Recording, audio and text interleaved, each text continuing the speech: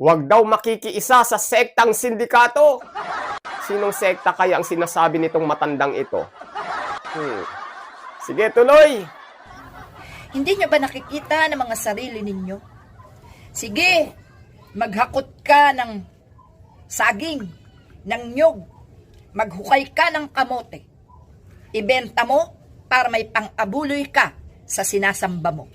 Naku, sino kaya ang sinasabihan nitong ni Lola na magtrabaho ka para may pang-abuloy ka?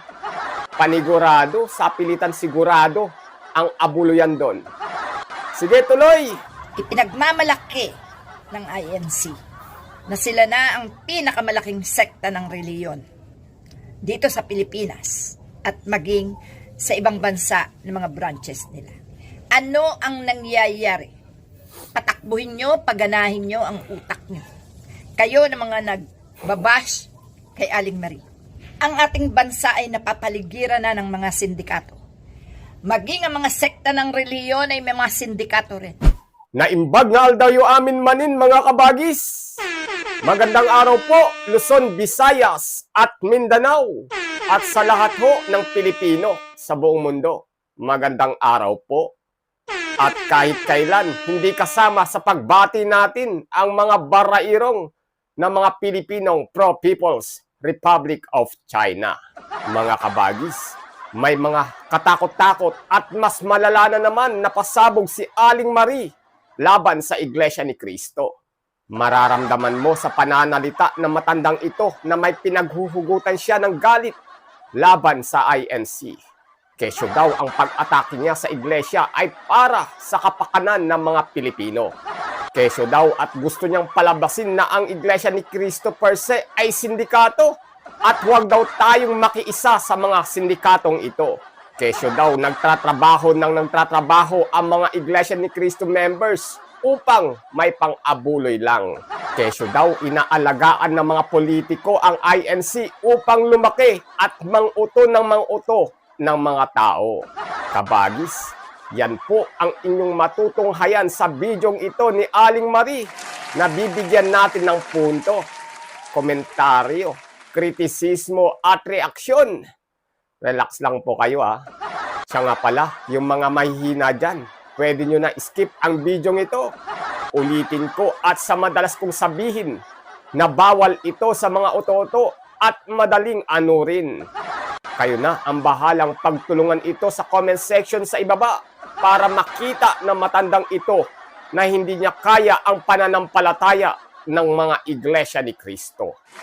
O, baka may tumawag na naman sa akin na bastos ako dahil sa pagtawag ko na matanda ito si Aling Marie. Nakikita nyo naman na matanda yan at hindi bata. Huwag nyo akong gawing sinungaling. Bago po yan, hinihikayat ko po kayong i-like muna ang video ito. Siyempre ho, huwag nyo rin pong kakalimutang pindutin ang subscribe or follow button. On nyo na rin po ang notification bell at piliin ang all. Pakishare na rin po ang video ito para mas marami pang viewers ang maabot ng video ito.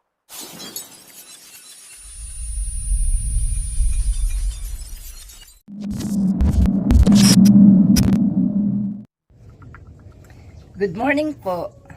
Ako lang po ay mayroong mensahe para sa mga bashers ko, no? Good morning daw sa mga bashers ni Aling Maring Bida-Bida. Hindi ako kasama sa mga bashers mo, Aling Maria. Huwag mo akong idadamay dyan. Hindi naman ako naaasar sa'yo eh. Alam ko namang isa kang matandang nag-uulyanin na at kulang sa pansin. Kayo, ang ginagawa ko para sa inyo rin. Kung tanggapin nyo, salamat. Kung hindi nyo tanggapin, salamat din. Wow, ang bait naman pala na matandang ito. Nagmamalasakit lang pala. Itsura mo, nagmamalasakit. Pero hindi ako titigil hanggat hindi kayo natatauhan sa inyong mga pinagagagawa para ang bansa natin ay lumubog at masakop ng mga gahaman. Hindi daw siya titigil hanggat di kayo natatauhan sa inyong mga pinaggagawa. Okay, walang pikunan Aling Marie. Huwag mo na namang hampasin yung pusa mo pag nagalit ka na naman dahil nabalikan ka. Walang kasalanang yung pusa mo. Yang mukha mo ang sampalin mo, huwag yang pusa mo. Kawawa naman. Reminder lang. Sige, tuloy. Alam nyo, may kanya-kanyang agenda ang mga tao, lalo na yung malalaking sekta, mga nasa gobyerno, mga politiko. Malalaking sekta daw. Panigurado, hindi kasama ang INC dyan. Kasi una, hindi naman sekta ang INC ng kahit anong relihiyon. Pangalawa, maliit lang ang INC. Nasa around 1% lang daw, sabi ni Epipanyo, na anak ni Aling Maring Bida-Bida. Hindi nyo ba naisip na isa kayo sa nagagamit? Hindi nyo ba naisip na dahil maliit lang ang Pilipinas, gusto nila itong masakop? Kanya-kanyang pag-iinteres ang kanilang ginagawa. Sabihin ko sa inyo kung bakit. Ipinagmamalaki ng INC. O, bakit na naman, Aling Marie? Bakit nadamay na naman ang INC? Kailan pa naging malaking sekta ang iglesia? Hindi pa nga umabot sa 1%, sabi ni Epipanyo. Ang gulo niyong mag-ina. Ipinagmamalaki ng INC na sila na ang pinakamalaking sekta ng reliyon dito sa Pilipinas at maging sa ibang bansa ng mga branches nila.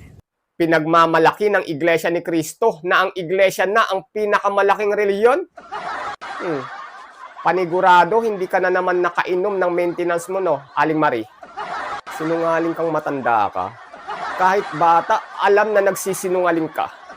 Kailan pa sinabi ng iglesia na ang 1% na iglesia ni Cristo na tulad ng sinasabi ni Epipanyo ay ang pinakamalaking relihiyon na sa Pilipinas at ibang bansa? 1% lang daw ang INC, sabi ni Epipanyo. Tapos sasabihin ng iglesia na sila na ang pinakamalaki? Ang dumbbell talaga nitong si Aling Marie. Walang sinasabi ang iglesia na ang 1% ay mas malaki na sa 99%. Kaya ka napagtutulungan online dahil sa kadambilan mong matanda ka. Kailan pa naging malaki ang minority sa majority? Meron ka na atang rayuma sa utak, Lola? Ipinagmamalaki ng INC na sila na ang pinakamalaking sekta ng reliyon dito sa Pilipinas at maging sa ibang bansa ng mga branches nila. Pero ito ang sasabihin ko sa inyo. Ang mga umuupo sa gobyerno, may sarili ding agenda. Ano ang nangyayari? Patakbuhin nyo, paganahin nyo ang utak nyo. Kayo na mga nagbabash kay Aling Marie. Patakbuhin, paganahin nyo raw ang utak nyo kayong mga nagbabash kay Aling Marie. Advice na matandang hindi din gumagana ang utak. Ang hirap nun, ha? Mag-a-advise ka sa mga mas matatalino pa sa'yo. Ang tindi talaga ng apog mo, Lola. Sige, tuloy. Huwag niyo ko takutin. Mamaya ako sasabihin sa inyo kung bakit hindi ako natatakot, no? Piling ka, wala namang nananakot sa'yo, Lola. Nangengengkoy sa'yo, marami. Yun ang totoo. Unang-una, ang ating bansa ay napapaligiran na ng mga sindikato. Kulang ang sinabi mo, Lola. Napapaligiran na rin ng mga dumbbell na mga content creator ang Pilipinas. Dumagdag ka pa. Naspak lalo ang bayan natin. Maging ang mga sekta ng reliyon ay may mga sindikato rin. Hindi kayo dapat makiisa sa mga sindikatong ito sapagkat kayo rin ang kaawa-awa sa bandang huli. Huwag daw makikiisa sa sektang sindikato. Sinong sekta kaya ang sinasabi nitong matandang ito? Sige, tuloy. Hindi nyo ba nakikita ng mga sarili ninyo? Sige, maghakot ka ng saging, ng nyog, maghukay ka ng kamote. Ibenta mo para may pang-abuloy ka sa sinasamba mo. Naku, sino kaya ang sinasabihan nitong ni Lola na magtrabaho ka para may pang-abuloy ka? Panigurado, sa pilitan sigurado ang abuluyan doon. Sige, tuloy! Hindi nyo ba nakikita ng mga sarili ninyo? Sige, maghakot ka ng saging, ng nyog, maghukay ka ng kamote. Ibenta mo para may pang-abuloy ka sa sinasamba mo. Bakit ko alam to? Bakit daw alam ni Aling Marie? Makinig mabuti sa dumbbell na matandang ito. Bakit ko alam to? May kapatid akong nasa iglesia. Naku po, Iglesia ni Cristo pala ang tinutukoy ni Lola na magtrabaho ka para may pang-abuloy ka sa pagsamba. Ang tindi! Palakpakan! May kapatid ako na nakikita ko ang paghihirap na pati graba. Pinapasan. Pati kalabaw niyang alaga napapagod sa paghakot ng graba at simento. Binabayaran ng kaunti para pagdating ng pagsamba, may maiabuloy siya. Dama ko! Wow, si Aling Marie gumagamit na rin ng kapatid niya na naghihirap di umano sa pagtatrabaho para meron lang maiabuloy sa iglesia. Aling Marie, natanong mo na ba sa kapatid mo kung magkano ang inaabuloy niya sa iglesia bawat pagsamba? Umaabot ba ng 20 pesos sa bawat pagsamba? Natanong mo ba kung sa pilitan ang abuluyan sa iglesia? Tanungin natin ang mga iglesia ni Cristo. Totoo ba ang sinasabi ni Aling Marie na nagtatrabaho lang ang mga INC para may pang-abuloy? Pinapalabas mo, Aling Marie, na yung kapatid mo ay may pagkadambel din na tulad mo. Yun lang naman ang basa ko sa sinabi mo, ha? Bakit to? Ang aral o doktrina kasi sa iglesia ay maghandog, mag-abuloy ng hindi mabigat sa loob. Hindi ka pipilitin. Tapos sa tono ng pananalita mo, tila ba'y pinipilit ang mga INC na maghandog at totokahan ka ng halaga? Ewan ko sa'yo. Ang alam mo siguro sa abuluyan ng iglesia is sa pilitan, may 10%. Dahil yan ang naririnig mo, no? Huwag ka kasi lagi nakikinig kay Mang Kanor, Aling Marie, na puro paninira lang sa iglesia ang mga pinagsasabi. Tingnan mo, nahawaan ka na ng kadambelan. Alam mo bang pwede kang mag-abuloy ng piso pataas sa iglesia? Depende kung ano ang gusto ng puso mo. Hindi ka pinipilit. Kung walang-wala ka, which is imposible yun, edi wag kang mag-abuloy. Hindi ka titigilan ng diakono at mga diakonesa na naglilikom ng abuluyan. At saka nakasulat mismo sa Bible na Katoliko mismo ang nagsalin na maghandog, mag-abuloy ng hindi sa pilitan. Kung paanong katutubong tungkulin ng mga tao ang sumamba sa may likha, ganun din katutubong tungkulin ng tao na maghandog, mag-abuloy ng hindi napipilitan, bukas sa loob at kung ano ang kaya. Pero, pagdating sa kagipitan, nagkakasakit sila. Dumara ng Pasko at Bagong Taon. Pamilya ang karamay nila at nagbibigay ng makapagpapasaya. Nasaan ang inyong sinasamba? Nasan daw ang sinasamba ng iglesia? Nagtatanong si Aling Maring bida-bida. Palibhasa, nasa loob lang ng bahay niya yung rebulto na kanyang sinasamba. Hahanapin mo ang Diyos ng iglesia? Paano mo makikita? Espiritu yon. Hindi yun bato o kahoy na tulad ng niluluhuran mo. Nasaan? Kayo ba'y binibigyan? Kayo ba'y binubuhay? Hindi. Malinaw na kayo'y nagagamit. Hindi daw binibigyan ng pagpapala at hindi binubuhay ng Diyos ang mga iglesia ni Cristo. Palakpakan! Aling Marie, ito para masagot ka sa tanong mo once and for all. Punta ka sa pinagmamalaki mong simbahan nyo.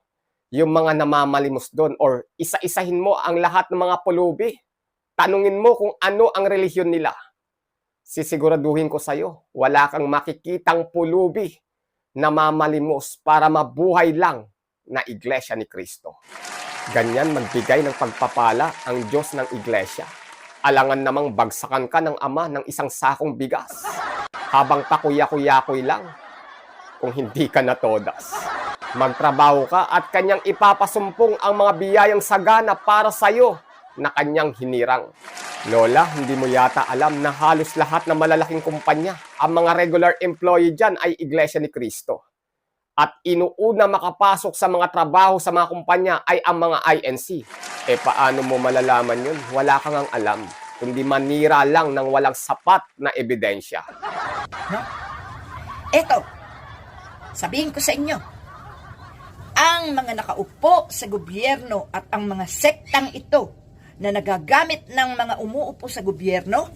Sige, nagagamit daw ng mga nakaupo sa gobyernong magnanakaw na kapatid ni Aling Marie sa pananampalataya ang Iglesia ni Cristo. Sige, tuloy! No? Eto, sabihin ko sa inyo, ang mga nakaupo sa gobyerno at ang mga sektang ito na nagagamit ng mga umuupo sa gobyerno ay nagagamit din ng sektang ito. Nagagamit din daw ng INC ang mga politiko. Okay, sa anong paraan? Eto, sabihin ko sa inyo, ang mga nakaupo sa gobyerno at ang mga sektang ito na nagagamit ng mga umuupo sa gobyerno ay nagagamit din ng sektang ito. Bakit? Ag-upo nila sa gobyerno, sila ang hinawakan ng sektang ito para maupo sa gobyerno. Ang mga nakaupong ito ay aalagaan ang sektang ito. Wow, ang lupit naman ng INC na 1% lang. Inaalagaan pala ng mga politikong katolikong magnanakaw. Palakpakan. Ang hina naman ng majority ng mga katolikong ito. Ang 1% pa talaga ang gustong alagaan ng mga politikong katoliko na mga magnanakaw. Aling Marie, bigyan mo nga ng advice si Leila de Lima at yung 215 na mga congressmen na pumirma laban sa impeachment ni Inday Sara na kapatid mo sa pananampalataya. Na dapat alagaan nila ang INC. Huwag nila kinokontra na tulad ng sinasabi mo. Sige, tuloy! Sabihin ko sa inyo, ang mga nakaupo sa gobyerno at ang mga sektang ito na nagagamit ng mga umuupo sa gobyerno ay nagagamit din ng sektang ito. Bakit? Ag-upo nila sa gobyerno, sila ang hinawakan ng sektang ito para maupo sa gobyerno. Ang mga nakaupong ito ay aalagaan ang sektang ito habang ang sektang ito ay nagpapalago ng mga mauuto. Wow, nagpapalago lang daw ng nauuto ang Iglesia ni Cristo. Palakpakan! Ang tindi naman ng Iglesia ni Cristo sa pang-uuto.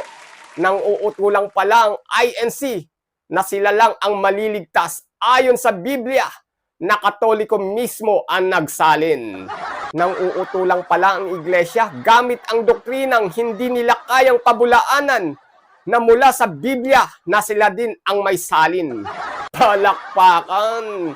Para kayong nagigisa sa sarili niyong mga mantika. Kung ang mga Iglesia ni Cristo ay mga uto-uto, ano na ang tawag sa iyo, Aling Marie? Eh di, matandang napanawan na ng bait at hindi na makita ang tama sa hindi. Ngayon, ang huling baraha na hawak ni Duterte ay ang INC. Yun, ang lupit! Ang huling baraha daw ni Duterte ay ang INC. Malala na talaga itong matandang ito. Ang galing naman ni Duterte. Kontrolado niya ang iglesia na 1% lang, ayon kay Epipanyo. Dahil ang sabi nga, milyon ang tao ng INC nito. Hindi nila naisip na milyon din, mahigit pa sa kanilang numero, ang mga mamamayang Pilipino na dapat nagkakaisa kasama ang mga militar. Alam nyo ba para sa akin? Millions naman na talaga ang INC. Pero, eka nga ni Epipanyo, 1% lang. 1% na solid. Aanhin mo naman ang pinagmamalaki mong 99% lola kung kanya-kanya. Walang pagkakaisa. Agbagtit kan lola. Mas gusto ko pa ang militar ang mawak ng gobyerno. Dahil sigurado ako na ang kanilang sinumpaan na pangangalaga, pagpuproteksyon, pagmamahal sa bayan ay kanilang tutuparin. Militar naman ang pinasok mo sa usapan. Sige, tsatsagain kitang supalpalin, lola. Ang hirap i-edit nito. Kung saan-saan ka na pumunta, lola. Ang daming cut nitong content ko, panigurado. Sinasadya mo ata na pahirapan mo ako sa pag-edit, ah. Ayos lang. At least, nabembang ka na naman online. Sapagkat itong mga politiko hanggang bunganga lang. Hanggang bunganga lang na mangangako na hindi kayang tuparin. Asakay dugyot, hanggang bunganga lang pala itong mga katolikong politiko na kapatid ni Aling Marie sa pananampalataya na halos lahat mga magnanakaw. Sige, tuloy! Sapagkat itong mga politiko hanggang bunganga lang. Hanggang bunganga lang na mangangako na hindi kayang tuparin.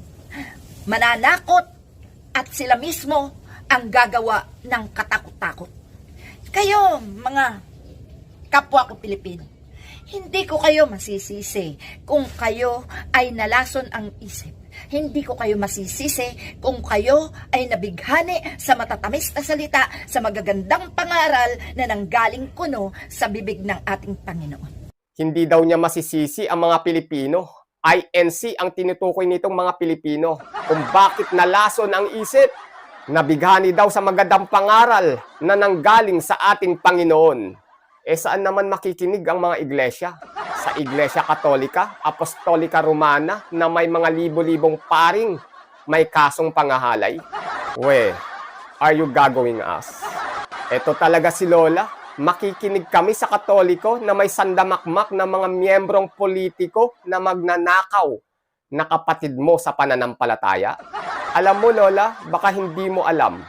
Ang problema sa Pilipinas ngayon ay nagmula mismo sa mga kapatid mo sa pananampalataya na mga Katoliko. Hindi mo naisip yun, no? Dumbbell ka kasi. Ang problema ng Pilipinas ngayon na kayo mismo ang dahilan. Bakit mo ngayon nilalapastangan ang pangalan ng iglesyang wala namang ginagawang masama sa ating bansa? Di ba moral obligation ng simbahang Katolika na ayusin ang mindset ni Duterte? At iba pang politiko na tinitira mo na kapatid mo mismo sa pananampalataya. Ano ang kasalanan ng iglesia dyan sa kagagawan ng mga kapatid mo sa pananampalataya? Mangmang ka! Isa kang malaking mangmang na matanda. Hindi kayo naniniwala may totoong Diyos. Hindi nakikita ang Diyos. Subalit nagkakatawang tao siya kapag meron siyang gustong ipaganap sa taong ito. Mamatay, mabuhay ang taong ito, hahawakan siya ng Diyos para maghatid ng katotohanan at magsabi ng mga dapat niyong pakatandaan. Nagkatawang tao naman daw ang Diyos ngayon. Sa Biblia, na Katoliko mismo ang nagsalin. Nakasulat doon na ang Diyos kailanmay hindi magiging tao. Ewan ko sa'yo, Lola. Sige, Lola, tsatsagain ko ang kamangmangan mo. Maraming nangyayari sa buhay natin. Pero, ang masasabi ko lang, ayusin nyo ang utak na binigay sa inyo ng Panginoon. Ayusin nyo ang mga bunganga nyo, ang mga lumalabas. Ang mata nyo'y gamitin nyo sa tama. Ang tenga nyo ay gamitin nyo sa pakikinig ng tama. Kayo, hindi ko kayo hinuhusgahan. Hindi ko kayo nilalait. Gaya ng paglait nyo sa akin at pananakot nyo sa akin. Bakit ako magsasalita? Bakit ako matatakot na magsalita? Kung meron akong ginagamit na utak at mata at bibig at tenga para hanapin ko ang katotohanan bago ko i-broadcast. Eto, ang mga hinahanap nyo na ebidensya sa akin. May utak ka ba talaga, Lola? Sure ka? We, di nga. Nag-a-advise ka pa talaga. Kitang-kita ang utak mo at bunganga mo ang wala sa ayos. Ang mata mo ang hindi mo ginagamit sa tama. Bakit ko nasabi? Ang mga Katolikong politiko ang may kagagawan ng problema ng Pilipinas. Isisisi mo sa iglesia. Ang laki mo talagang dumbbell, Lola. Ang lakas mo pa mag-advise, Palakpakan! Gamitin namin ang tenga namin sa pakikinig kay Mang Kanor na pinapakinggan mo na gumagawa ng fake news laban sa iglesia. Ganun ba yun? Bakit ako matatakot na magsalita kung meron akong ginagamit na utak at mata at bibig at tenga para hanapin ko ang katotohanan bago ko i-broadcast? Eto, ang mga hinahanap nyo na ebidensya sa akin, eto, hanapin nyo ito sa Office of the Executive Minister ng Iglesia ni Cristo. Ayan. Ayan. Buti pa si Lola nakapasok na sa opisina ng Office of the Executive Minister ng Iglesia ni Cristo. Kaya siya nakakuha ng kopya di umano ng utang ng INC. Sana all. Langya. Ang tindi nyo, buti pa si Lola nakapasok na. Yung mga handog sa iglesia hindi pa nakakapasok kahit kailan. Sige, tuloy! Tingnan nyo yan ha, UAB. Ibig sabihin, pangalan niya ng bangko. Makikita mo record na to, ha? Doon sa Office of the Executive Minister, Iglesia ni Cristo. Kayo, na mga nananakot, kayo na mga naghahanap ng ebidensya, no? Hindi kayo binibigyan ng puwang ng mga taong ito ng karapatan na maghalungkat ng mga katotohanan sapagkat malalaman nyo ang katotohanan na kayo'y nililinlang. Palakpakan! Ang tindi talaga ni Lola Marie. Palakpakan ulit! Dumbbell ka! Yang pinapakita mong dokumento di umano ngayon from AUB. Di ba yan din yung isa mong vlog na pinatutunayan mong may utang ang Iglesia ni Cristo na worth 8 billion sa bangkong AUB na pinirmahan at inaprubahan ni Rodrigo Duterte na mayor pa lang sa Davao back 2010 para sa pagpapagawa ng Philippine Arena. Please Lord, pahabain mo pasensya ko sa matandang ito. Tao lang ako. Sorry po. Kailan pa nagkaroon ng kapangyarihan si Mayor Digong na mag-approve ng loan sa AUB? Abay, Mayor pa lang nag-a-approve sa AUB ng loan. Ano, Aling Marie? Ano kinalaman ng government official, lalo na ang Mayor sa pag-approve ng loan sa AUB? Ay nako. Cut ko na po itong bidyong ito mga kabagis. Ang haba na ho. Hindi ko na kaya itong kamangmangan ng matandang ito. Baon daw ang INC sa utang. Pero libu-libong kapilya ang pinapatayo ng iglesia sa iba't ibang panig ng mundo. Marami dyan, isang kapilya pa lang umaabot sa 300 million to 500 million isa. Yung isang kapilya pa lang ng INC na worth 300 million, katumbas na yon ng 3,000 na unit ng mga simbahan nyo. At mas maayos pa, wala na talaga itong matandang ito. Ang lakas mo mag-advise na gamitin ng mga iglesia ang kanilang mga utak, pero lumalabas na ikaw mismo ang walang utak. Cut na po natin itong video na ito mga kabagis. Paulit-ulit lang naman kasi ang sinasabing kamangmangan ni Aling Maring, kapatid na mga politikong Katoliko na magnanakaw. Tapos isisisi niya sa iglesia ang masamang epekto ng mga ginagawa ng kanyang mga kapatid sa pananampalataya ng mga Katoliko. Tagumpay! Palakpakan! Yun, bilang Pilipino, ano po ang masasabi mo sa mga nangyayari ngayon sa ating bansa? Malaya ka pong ilabas ang iyong matalino mong komento sa ibaba. Dapat ho, may pakialam ka. Dapat po, may bilang ka. Muli, kabagis, make sure na napindot mo na ang like, subscribe, or follow button. Kita-kits ho sa susunod na videos. Adios.